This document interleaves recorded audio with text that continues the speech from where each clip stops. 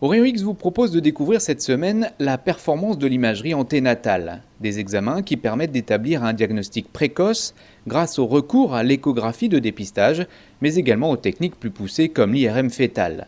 Illustration avec cette échographie de dépistage réalisée au 3e trimestre de la grossesse, qui fait apparaître une différence de taille entre les deux reins du fœtus.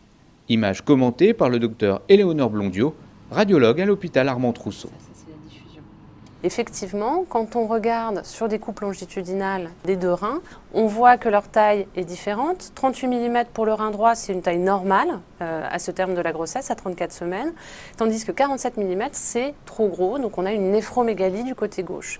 Et quand on regarde le parenchyme rénal lui-même, il est différent. Ici, vous avez une bonne différenciation corticomédulaire avec un aspect d'écostructure du cortex qui est habituel, tandis que du côté gauche, on voit que le cortex est beaucoup plus épais et hyperéchogène avec l'aspect globalement plus globuleux du rein.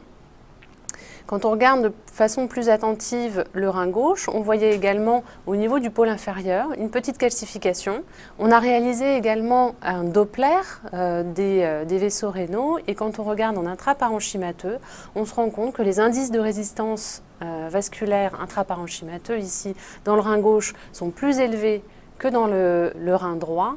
Tout ça nous a fait penser qu'on était devant une thrombose des veines rénales. La thrombose des veines rénales, c'est un peu particulier parce que la veine rénale en elle-même, elle est le plus souvent perméable, mais ce sont toutes les veines en périphérie, les veines distales, interlobaires et arquées, qui vont progressivement se thromboser. Pour confirmer le diagnostic, dans ce cas-ci, on a trouvé intéressant de réaliser l'IRM fœtal, même si elle n'est pas absolument obligatoire, mais comme ça on avait vraiment notre diagnostic de certitude, parce qu'on sait que les thromboses des veines rénales sont de très bons pronostics. Cette IRM, elle a été réalisée autour de 35 semaines. On retrouve la symétrie de taille des reins. Ici, on est sur des coupes pondérées en T2 dans le plan coronal. On regarde les deux reins de face. Le rein droit qui est normal et ici le rein gauche qui était plus gros et plus en hypersignal en pondération T2 que le rein droit. Et puis, on a réalisé cette séquence qui est une séquence de diffusion.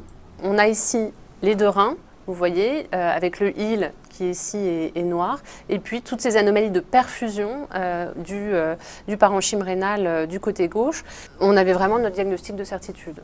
Sur cette image pondérée en diffusion, on retrouve la symétrie de taille des reins. Le rein droit a un signal normal, il est bien homogène, il est en hyposignal, tandis que le rein gauche est vraiment en hypersignal. C'est représenté sur cette cartographie couleur par du bleu, du vert et du rouge, et ça permet de vraiment faire ressortir ces anomalies de perfusion du rein dans le cadre de la thrombose des veines rénales. L'attitude, c'est surtout de ne rien faire. Ça ne justifie pas de faire naître, par exemple, l'enfant plus tôt. Ce que ça va entraîner, donc on n'a pas d'insuffisance rénale. La chose qu'on va chercher essentiellement, c'est chez la maman et chez l'enfant, surtout, c'est faire à la naissance un bilan de thrombophilie.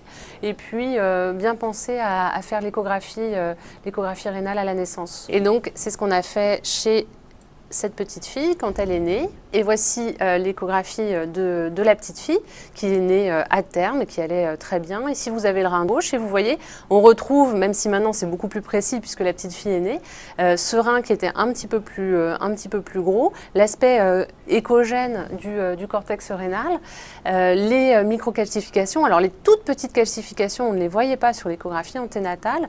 Elles étaient probablement présentes, hein, mais on n'a pas une résolution suffisante pour voir toutes ces microcalcifications qui témoignent des thromboses des veines distales.